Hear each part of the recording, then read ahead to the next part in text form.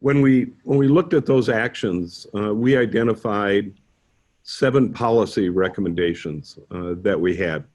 The first one is introducing career and work to students at an earlier age.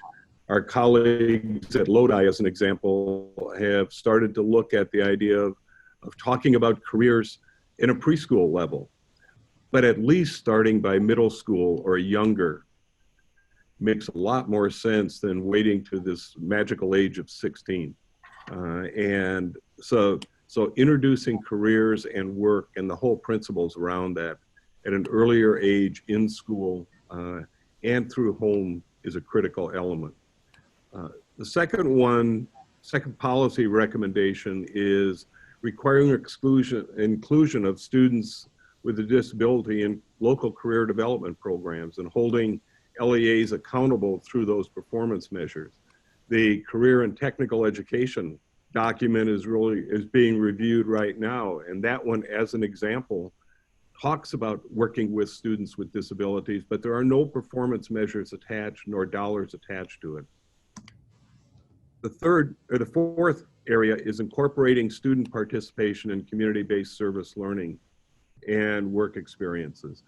Our colleagues right before us addressed a whole series of those areas, and we would totally support those recommendations that work is not just necessarily paid, but it can be a variety of experiences for the individual, all the way from site visits to employers to talking about soft skills that are required to being able to provide volunteer and community-based learning experiences, as well as the traditional ones of paid experience. Mary just talked about the idea of building in flexibility with regard to funding. And right now we seem to be siloed by funding categories or driving the experiences for the student rather than the student needs.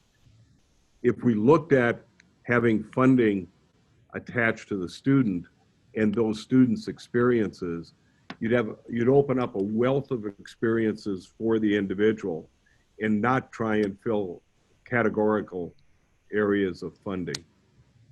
The last two that we identified is meeting students' needs through structured collaboration.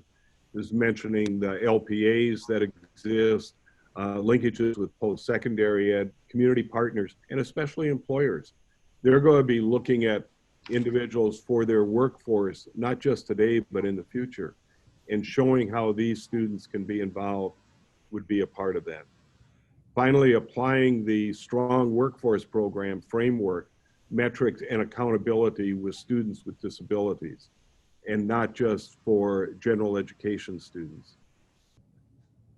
We want all students to be looked at with disability being a factor, but of equal importance for all of the individuals. The whole idea of the integration of students. These skills are necessary both for general education as well as students identified with disabilities. And if we can go one, I think we have one more, yes. One of the students that we worked with said, I am most proud of accomplishing what people said I couldn't do. Get a job, and I did it. We'd love to have all students say that.